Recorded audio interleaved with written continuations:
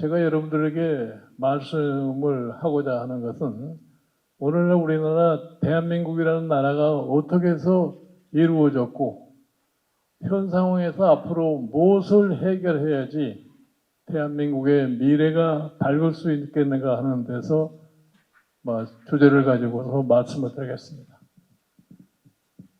우리나라가 1948년 대한민국 정부가 처음 출발을 했습니다.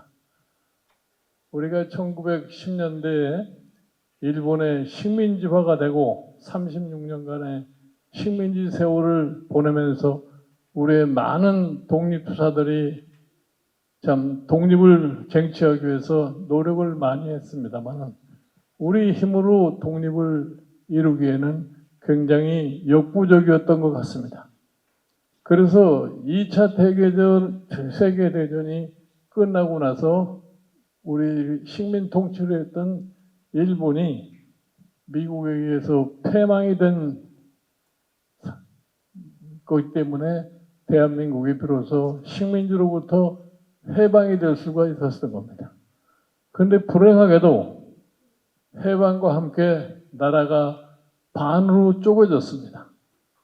2차 대전 종전 무렵에 소련이 갑작스럽게 일본과의 불가침 조약을 폐기를 하고 2차 대전에 연합군으로서 참전함으로써 한반도에 대한 분할권을 미국과 같이 협상하는 과정 속에서 38선을 기점으로 남과 북이 갈라졌습니다. 그 이후에 우리가 군정을 거쳐서 1948년에 대한민국 정부가 수립이 됐습니다. 그런데 우리의 대한민국 정부의 수립을 가지고 최근까지도 이러고 저러고 말을 많이 합니다. 최근에 우리가 보면은 젊은 세대들 중에 특히 80년대에 사실 민주화 운동을 했다는 운동권 세력들이 뭐라고 얘기하냐면 마치 대한민국은 탄생하지 말았어야 할 나라처럼 얘기들을 많이 합니다.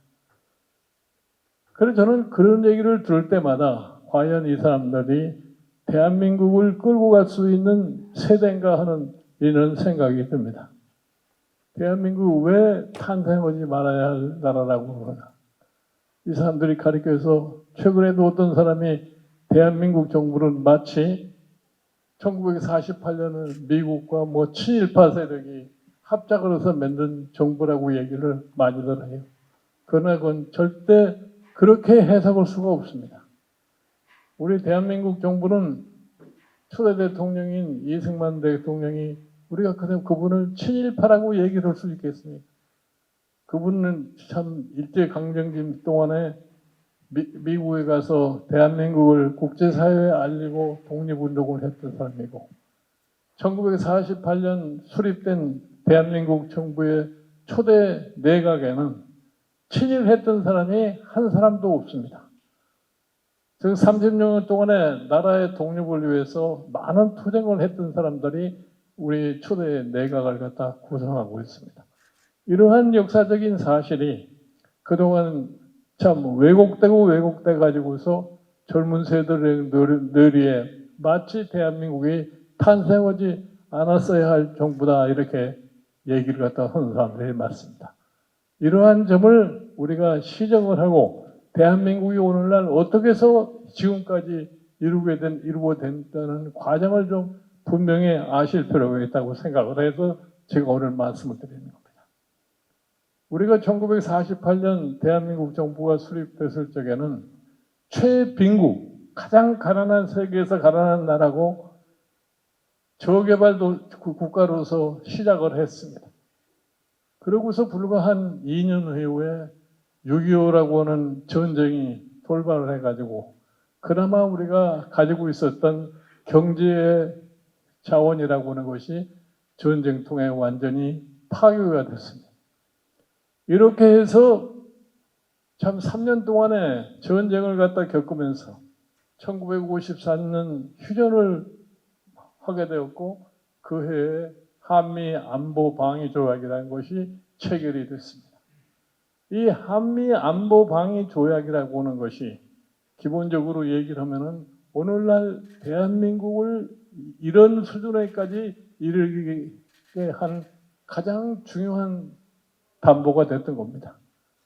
즉 한미 안보 방위 조약을 바탕으로 해서 미국이 우리에 대한 소위 안보에 책임을 지게 되니까 경제적으로 아무것도 없는 그런 상태에서 우리가 그나마 경제 전쟁 동안에 파괴되어 있던 경제를 회복할 수 있고 그거를 바탕으로 해가지고서 우리의 경제가 점차적으로 일어날 수 있는 기초를 확립할 수 있었던 겁니다.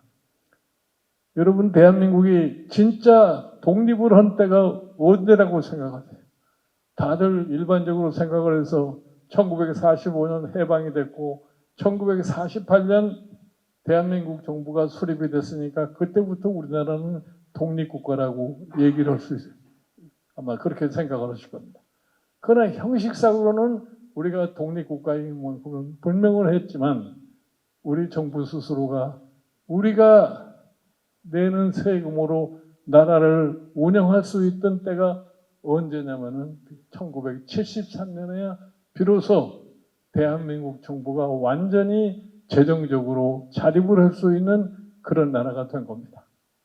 1972년까지는 미국에서 원조 물자를 확정하지 않으면 우리가 예산을 편성할 수 없었던 그것이 1972년이에요. 그래서 저는 대한민국이 완전히 독립을 한 해가 1973년이라고 얘기를 합니다. 그래서 우리가 6.25 사변 거치고 1953년에 한미안보부조약을 체결하고서 겨우 6.25 사변 이전의 경제 상황을 회복한 것이 1957년입니다.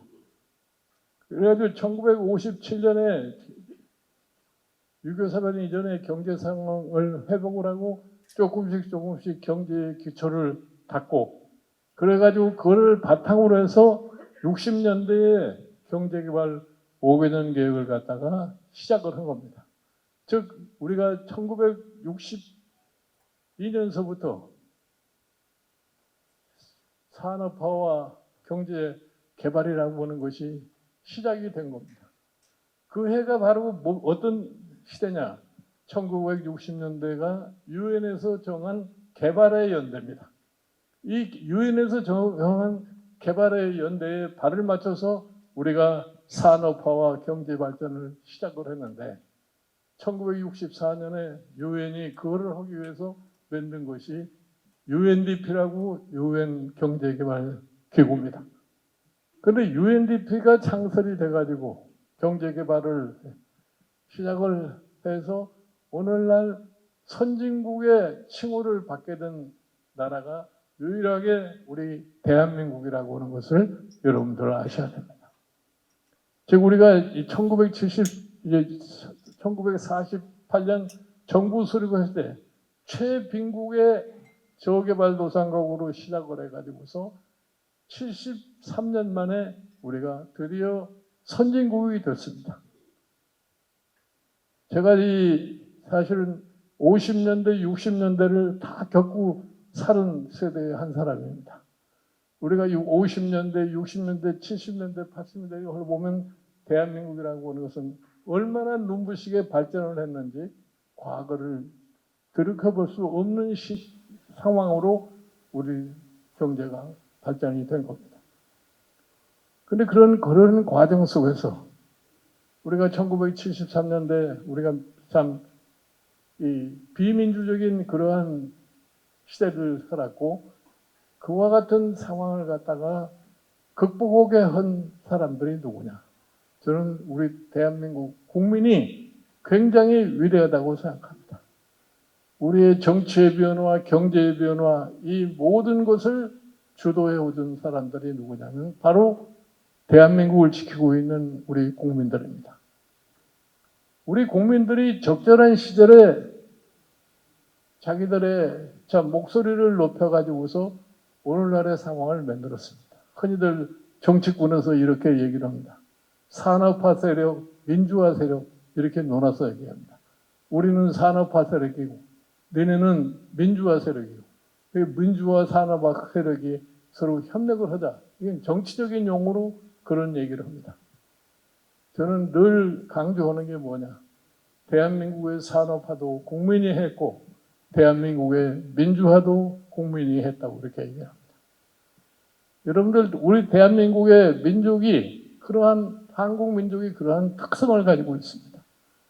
우리가 20세기에 들어가지고서 19세기 말에 당시에 이시조선이 소위 세계의 변화를 모르고 세국 정책을 이끌어가다가 결국 가서 일본의 식민지가 1910년도에 식민지가 됐습니다.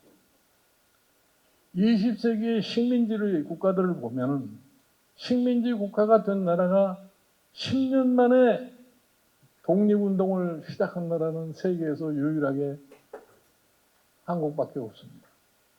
우리가 1910년에 식민지가 돼가지고 1919년에 3.1운동을 시작으로 독립운동을 갖다가 시작한 나라입니다. 그 정도로 우리나라의 국민들이라고 하는 것은 국가에 대한 충성심과 국가에 대한 애정을 갖다가 가지고 있는 것이 우리 국민들입니다. 우리가 사실은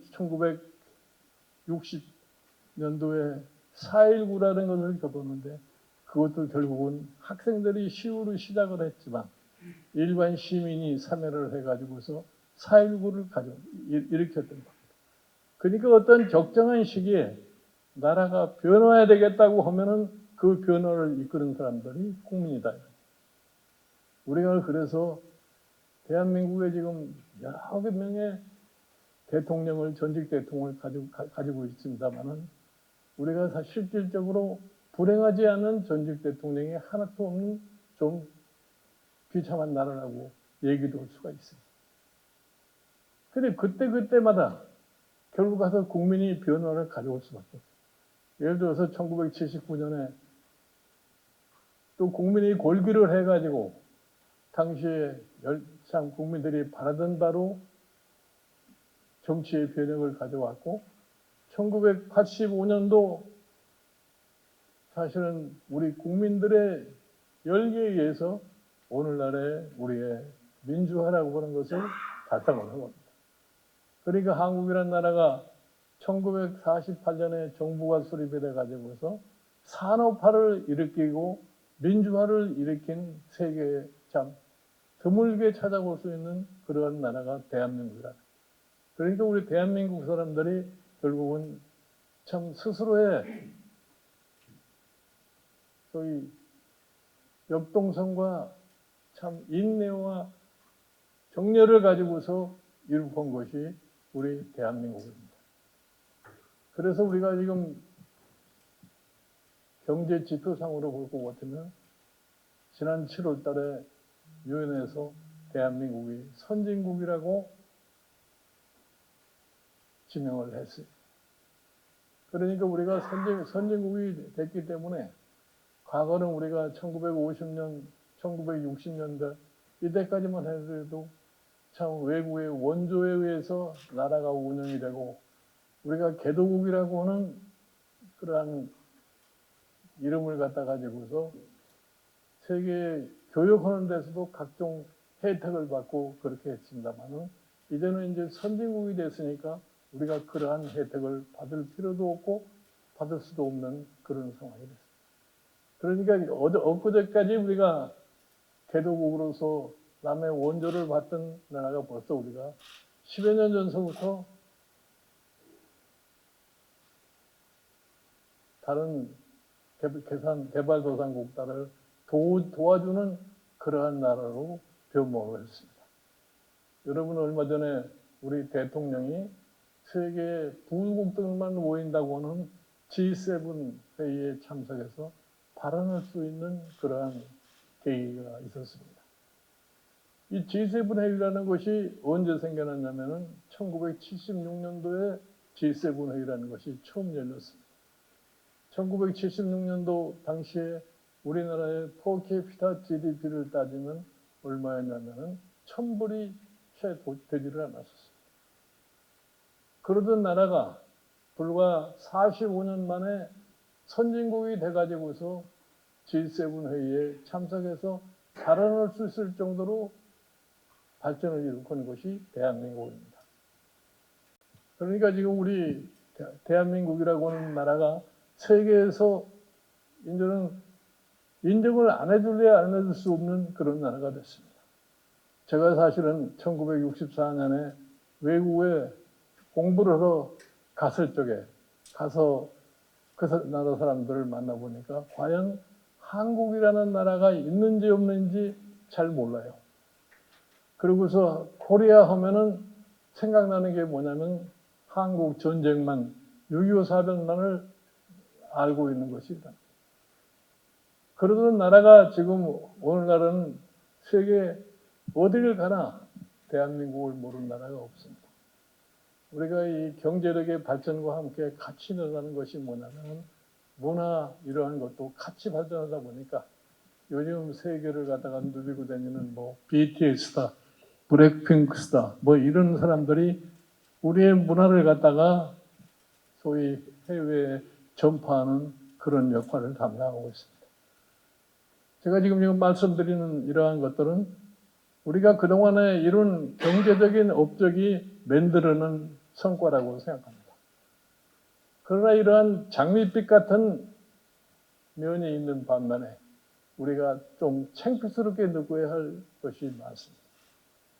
우리가 참 세계적으로 경제 규모에 있어서는 세계 10위 안에 드는 9번째 국가이고 우리의 무역의 역량이라고 하는 것은 세계 6번째에 해당하는 나라입니다. 그런데 우리가 또 다른 측면에서 사회 지표를 보면 좀 창피를 느끼지 않을 수가 없어요. 자살률이 세계에서 제일 1등이다 이렇게 얘기합니다. 그 다음에 출산율이 세계에서 가장 꼬레비예요. 작년에 우리나라의 출산율이 0,84입니다. 두 사람이 애 하나도 안 만드는 거예요. 금년에는 아마 그보다도 더 떨어졌을 거라고요.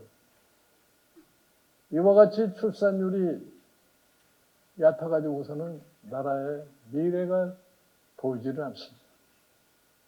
그 다음에 빈부의 격차는 계속 늘어나가지고 있어가지고 세계에서 소위 소득 분배의 불평등이라는 것이 미국 다음에는 두 번째로 높은 나라가 지금 한국입니다. 왜 이런 현상이 생겨나느냐? 우리나라는 비교적 처음 시작할 때 모두가 다 어느 정도 평등한 그런 상황에서 우리가 시작을 했는데 경제가 발전하는 과정 속에서 점차적으로 격차가 벌어지기 시작하고 이 격차가 지난 1997년 IMF 사태라는 것을 만남으로 해서 우리 사회 경제 구조가 극도로 분할이 되면서 이 양극화의 현상이라는 것이 벌어지기 시작합니다. 우리가 1997년 IMF 사태를 겪고 난 다음에 1997년, 98년에 등장한 이 정부가 IMF 사태를 조기에 수습한다고 하는 이런 소위 긴박감 속에서 양극화 현상을 갖다가 벌리는 그러한 결과를 가져왔습니다. 그 후에 우리가 양극화, 소득의 양극화라고 하는 것을 얘기를 한 지가 벌써 20년이 넘었습니다. 2002년에 탄생한 정부서부터 양극화를 얘기를 하는데 그 후 지금까지 양극화는 벌어졌으면 벌어졌지 좁혀드는 것이 전혀 보이질 않고 있는 현상입니다. 여기에다가 금년 이 코로나 바이러스를 겪으면서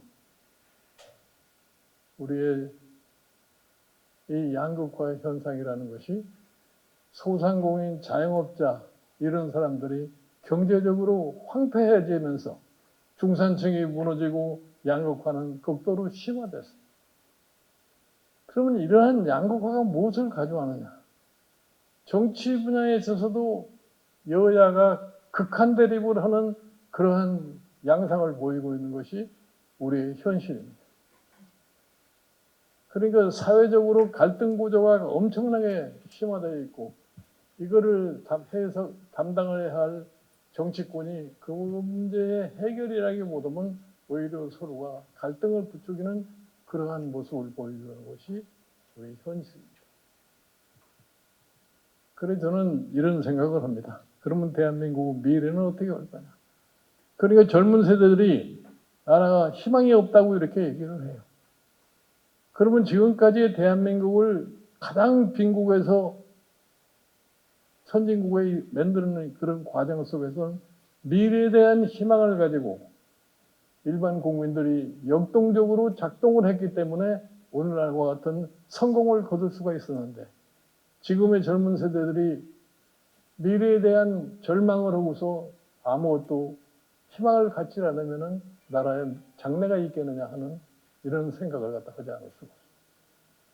그러니까 우리가 지금 당면하고 있는 소위 경제 이외의 다른 분야, 이 사회 지표를 한번 냉정하게 판단하고 이 사회 지표를 갖다가 어떻게 하면 변화를 시킬 수 있겠냐. 우리가 내년이면 새로운 대통령을 뽑아야 됩니다. 그러면 그 사람이 안아야 할 과제가 무엇이냐. 이것이 우리가 미래를 어떻게 끌고 갈 것이냐는 생각합니다. 최근에 우리가 무슨 한국별복이라고 하는 이상한 얘기를 듣는데 뭐라고 그러냐. 아파트에 실망하고 오징어 게임의 승자는 화천대유가 아파트의 승자고 오로지 믿을 것은 코인 가격이 어떻게 성장하느냐는 여기에 달려있다고요. 이게 얼마나 미래에 대한 절망감 속에서 나온 얘기라고 저는 생각합니다. 저는 이 문제를 풀어야 할 과제를 누가 가지고 있느냐. 정치권이 이 문제를 풀지를 않을 것 같으면 절대로 변화를 가져올 수가 없습니다. 우리가 지금 선진국이라고 하는 장미꽃을 갖다가 피게 만들었는데 그 장미꽃이 지속적으로 필 수 있느냐 없느냐. 이 장미꽃에 꽃잎이 다 떨어지고 나면 앙상한 가지만 남는 그런 나라로 될 것이냐는 이것이 지금 우리가 당면하고 있는 과제다. 이거를 해결하기 위해서 자, 양극화는 어떻게 해결해야 할까요? 제가 조금 전에 말씀드리면 우리의 이 가장 세계적으로 낮은 저출산율은 어떻게 해결할 거냐. 저는 경제학을 전문하는 사람으로서 가장 우리가 지금 당장에 시급해야 해결할 과제가 뭐냐고 하면 이 저출산 문제라고 생각합니다. 사람이 있어야지 뭐를 할 수가 있는 거지. 사람이 고갈이 돼버릴 것 같으면 아무 희망이 없습니다. 아무리 전쟁에 다 폐허가 되더라도 사람만 있을 것 같으면 다시 일어날 수가 있습니다. 그러나 사람이 절대적으로 부족할 것 같으면 아무것도 할 수 없다는 것을 우리가 인식을 해야 됩니다. 그럼 우리가 이 저출산 문제를 어떻게 해결해야 되느냐. 흔히들 얘기를 해서 출산을 하면은 인센티브로 돈을 얼마 주면은 출산율이 늘어날 거다. 천만의 말씀 그렇게 안 됩니다. 저는 제가 1989년도에 보건사회부 장관을 한 10개월을 한 적이 있습니다. 제가 보건사회부 장관에 취임을 해가지고서 업무 보고를 봤는데 우리 의정국장이 하는 소리가 뭐냐면 저희가 열심히 산하 제한을 해서 출산율이 1.9로 떨어졌다고 나한테 보고를 해요. 그래서 내가 그 성과에 대해서는 높이 평가를 하는데 지금서부터 산하 제한을 그만해라. 1.9의 출산율이 되면은 그 다음에 출산율이 떨어지는 것은 굉장히 빠른 속도로 갑니다. 그러니까 산하 제한을 갖다가 그만하라 이렇게 얘기를 하니까 그때는 소위 얘기해서 인구와 경제의 관계를 제대로 인식하는 학자도 없었고 정치인도 없었고 아무도 없어요. 그 제가 왜 그런 소리를 하냐면은 제가 우리나라에 사실 77년도에 도입한 우리 지금 건강보험이라고 하는 거를 도입한 데가 장본인인데 그런 보험제도가 제대로 유지가 되려면은 국가의 국민 구조가 정상되지 않으면은 운영이 될 수가 없습니다. 여러분들 지금 흔히들 얘기해서 연금이다, 뭐 건강보험이다, 모든 이런 것들이 인구 구조가 지금식으로 발전할 것 같으면 미래가 전혀 보이지 않는다는 것이 현실입니다. 그런데 인구가 그렇게 중요한 요인인데 여러분 최근에 보실 것 같으면 중국이라고 하는 저 나라가 갑작스럽게 불과 한 40여 년 만에 G2라고 하는 세계에서 두 번째로 강력한 경제국가가 된 겁니다. 그 배경이 뭐라고 보세요? 그 배경은 중국의 그 거대한 인구에 달려 있다는 것을 갖다가 우리가 알아야 돼요. 그런데 우리가 인구가 점차적으로 축소되는 나라는 희망이 보이지를 않습니다. 여러분들 최근에 한동안 세계를 갖다가 자기네들이 그냥 다 거머쥐울 것 같이 하던 일본이라는 나라를 보세요. 일본이 1980년대 이 무렵에 일본의 소위 유명한 연구소들의 발표에 의하면은 2000년대 21세기에 들어가면은 일본이 미국을 능가하고 세계 모든 제조업을 일본이 장악할 거라고는 그런 참 얘기들을 많이 했습니다. 그러나 1990년대에 들어와가지고 일본 경제가 오늘날 어떤 모양을 보고 있습니까? 일본 경제는 거의 30년 가까이 별로 자라지를 못한 경제가 됩니다. 그 외에 근본 배경이 어디에 있냐 할 것 같으면 노령화는 늘어나고 출산율은 늘지 않기 때문에 거기에 일본 경제의 결정적인 약점을 갖다가 노출하고 있는 겁니다. 그래서 저는 지금 그렇게 생각해요. 지금 현재 우리나라가 경제적으로 굉장히 크게 발전할 수 있는 그런 모양새를 보이고 있는 겁니다. 예를 들어서 우리가 뭐 반도체가 세계 1등이다. 무슨 2차 전지를 뭐 우리가 장악하고 있다. 이렇게 얘기하죠. 이게 별로 의미가 없습니다. 우리의 출산율이 지금 형태의 출산율을 가지고서 계속 진행할 것 같으면은 더 이상 희망이 보이질 않아요. 근데 그러면 이 출산율을 갖다가 뭘 다 높여줄 거냐? 이제는 시대가 바뀌어서 옛날식의 사고방식을 갖다 가지고서는 안 됩니다. 돈만 주면은 출산율이 늘어날 거라고 생각하는 건 결국은 바보 같은 짓이라고 합니다. 우리가 이 1995년도까지 산하 제한을 너무 열심히 해가지고서 1989년도에 1.5 하던 출산율이 1.9 하던 출산율이 1995년도에 1.5로 떨어졌습니다. 1.5로 떨어졌음에도 불구하고 그게 무슨 의미인지를 몰라갔어요. 그때는 이제 산하 제한이라는 말을 할 필요도 없이 출산율이 줄어드는 거예요.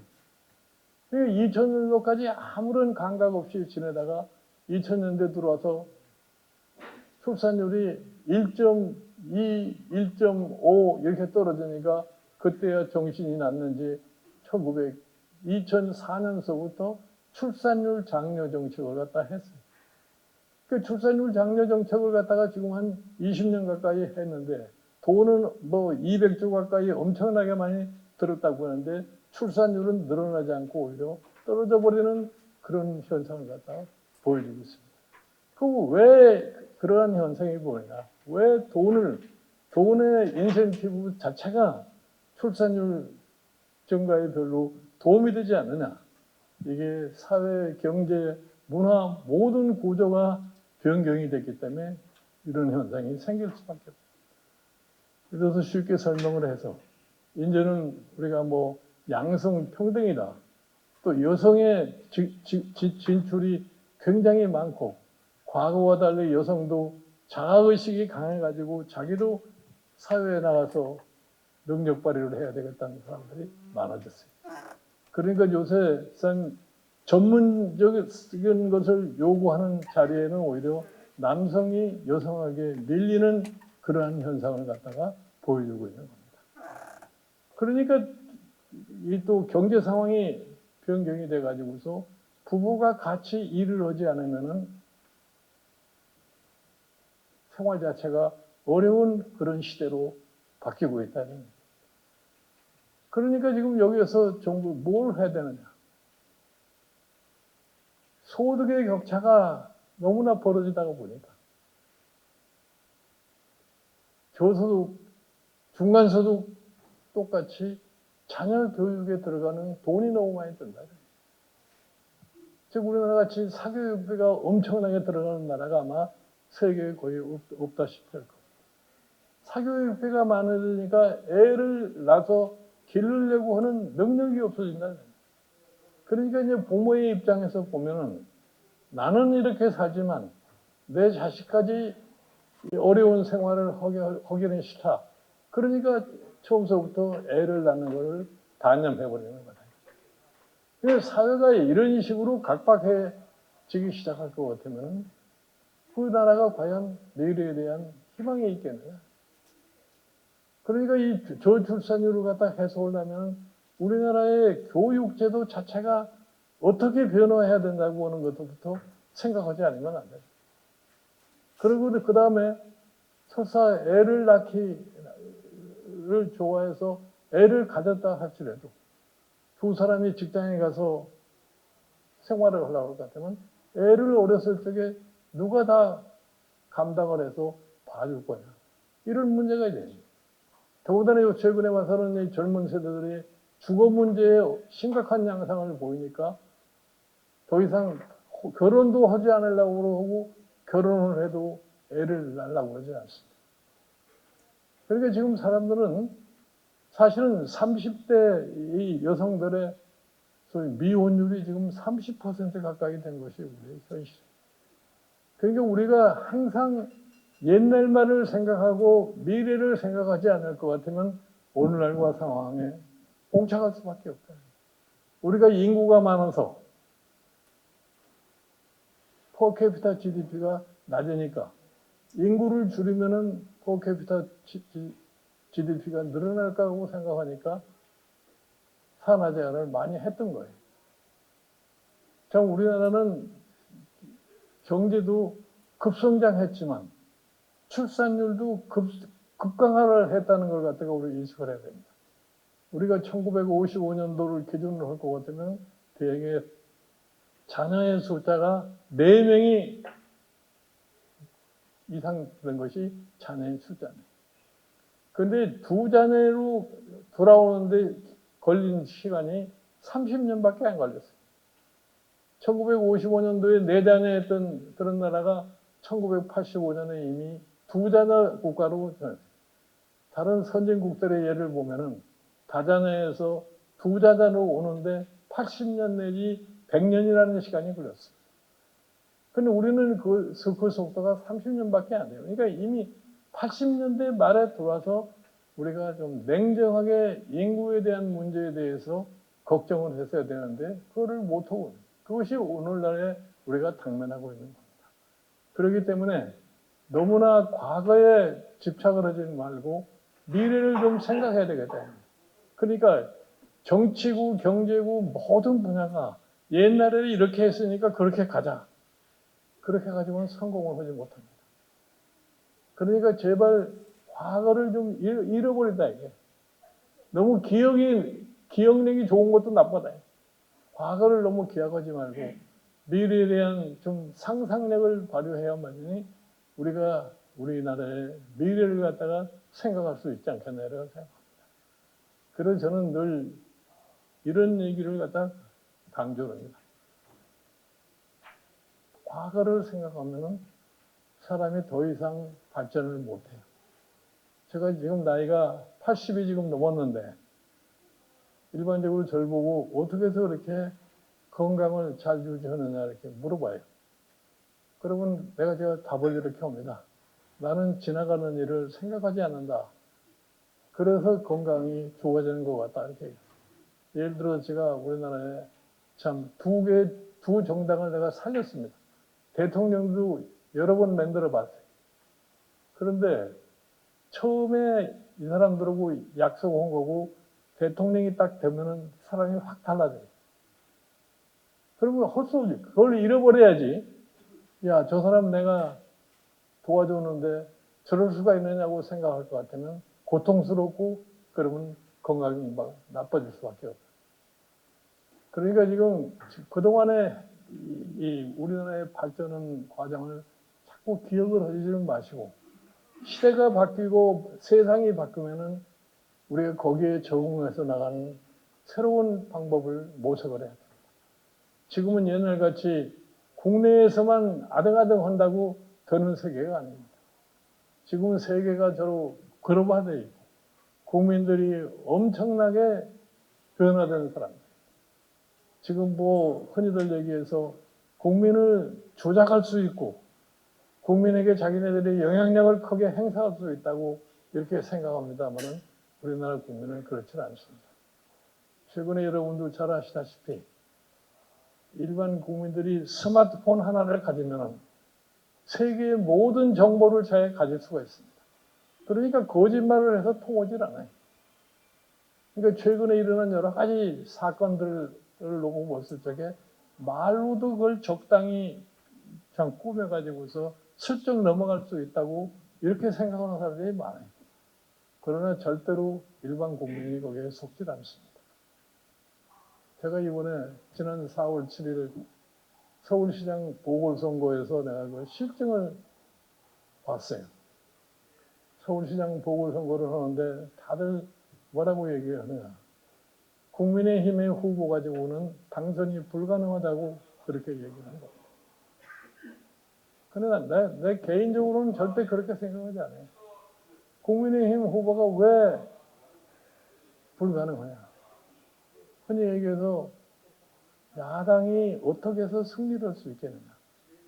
즉 여당이 자금력도 많고 조직력도 풍부하고 특히 이 보궐선거라고 하는 것은 조직력을 가지고서 하는 선거인데 몇 번의 선거에 패배를 해가지고 무너져버린 조직력을 가진 국민의힘이 뭘 가지고 이길 것이냐.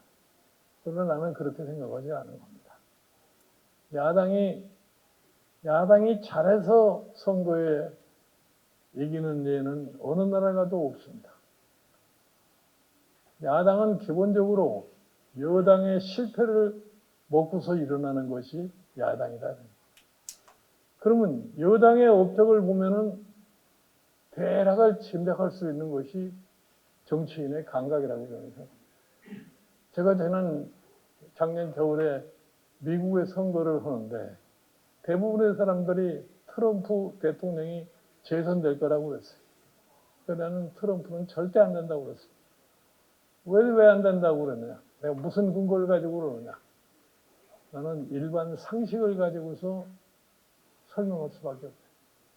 즉 트럼프라는 사람은 미국의 전통적인 상식을 위반한 대통령 역할을 했기 때문에 그 사람이 당선될 수 없다고 보는 건 확신을 가졌던 겁니다. 결국은 상식이 비상식을 이긴 겁니다. 그러니까 지금 우리의 현상에서도 그래요. 뭐 이 국민들에게 다른 변명을 할 필요가 없어요. 지금 우리나라가 실질적으로 당면하고 있는 것이 뭐냐? 지금 조금 전에 말씀드렸죠.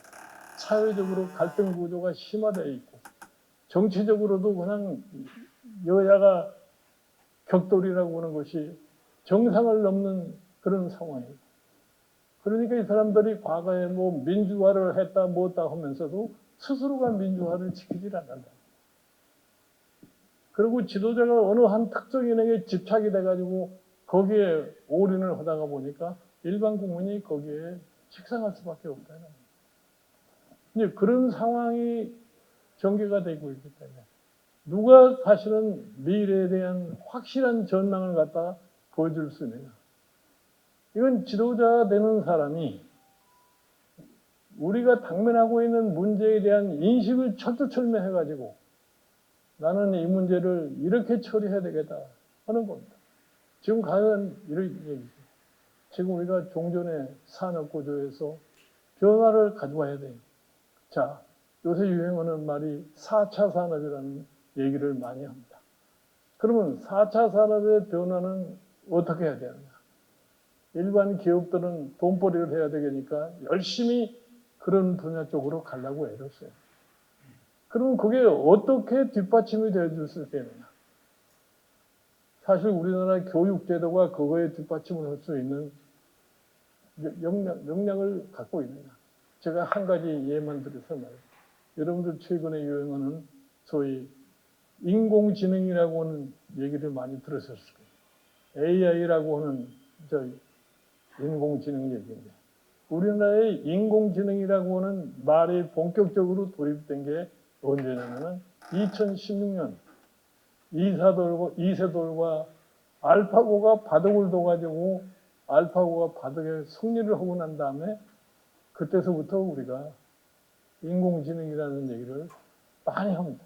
최근에는 갑작스럽게 인공지능을 전문으로 하는 전문가도 많이 생겼어요. 그리고 일반 기업들은 돈벌이를 해야 되니까 그 기업에서 필요로 하는 소위 인공지능 제도를 많이 도입해가지고 쓰고 있습니다. 그러나 본질적으로 인공지능에 대한 본격적인 교육이나 그런 제도가 확대되지 않고 있는 것이 지금 우리 현실입니다. 지금 여러분들이 비교를 해보시는 데가 중국이라는 나라예요. 중국이라는 나라는 2017년, 우리보다 1년 늦게 거기 커제라고 하는 바둑의 대가가 알파고하고 바둑을 둬가지고서 알파고한테 3대 0으로 졌습니다. 그 이후에 중국이라는 나라도 인공지능에 대한 연구 개발이 활발해져 가지고 지금은 중국의 경우에는 지금 미국과 거의 맞먹을 정도의 인공지능이 지금 발전하고 있다고 생각합니다.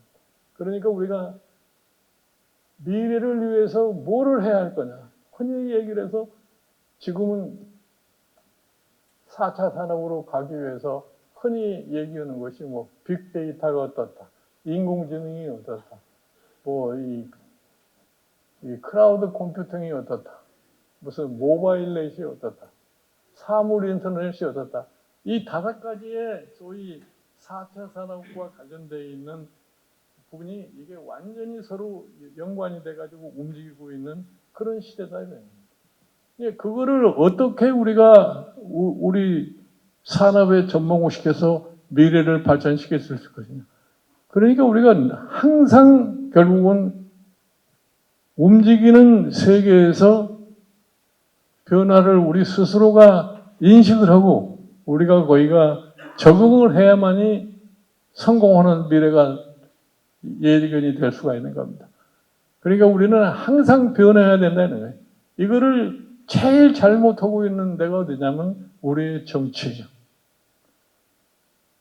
우리가 정치인들을 보기에 한심하게 느껴지는 경우가 많은데 그 정치인들을 한심하게만 느끼지 마시고 그 정치인이 보다 더 발전할 수 있는 여건을 만들어줘야 되는 건데 그 몫을 담당해야 할 사람들이 바로 누구냐면은 우리 국민입니다. 우리가 사실은 참 1995년도 이 무렵부터 지방자치제도라고 하는 것을 실시를 해서 그동안에 시장, 도지사, 시의원, 구의원까지 다 선출을 하게 해서 만들어낸 거예요. 그러면은 거기에서 민주주의가 정상적으로 발전을 해서 민주주의를 제대로 터득한 정치 지도자가 탄생할 때가 지금 거의 돼가는 겁니다. 지금 그 제도를 실시한 지 거의 30년 가까이 돼가지고 있는 건데. 그런데 아직도 우리는 제대로 된 지도자를 찾기가 굉장히 어렵습니다. 그래서 저는 내년도 이제 선거를 앞두고서 우리 미래를 맡길 지도자를 갖다 뽑아야 되는데 국민이 흡족하다고 생각하는 그런 사람들이 잘 보이지 않죠. 그건 아마 여러분들도 저와 의견을 같이 할 겁니다. 그러나 결국 가서는 우리가 선택을 할 수밖에 없는 강요를 받게 되기 때문에 우리가 미래에 우리가 당면하고 있는 여러 가지 문제를 누가 그러면 가장 잘 해결할 수 있겠느냐. 이거를 우리가 내년도에는 제대로 인식을 하고 결정할 수 있는 시기가 아닌가 생각합니다. 그래서 우리가 지금까지 우리나라의 이 발전한 양태를 놓고 현재 상황을 제대로 인식을 하고 미래를 우리가 어떻게 끌고 갈 것인가 하는 이런 측면에서 여러분들이 많은 생각을 갖다 해주십사는 말씀을 드리면서 제 강의 마치겠습니다.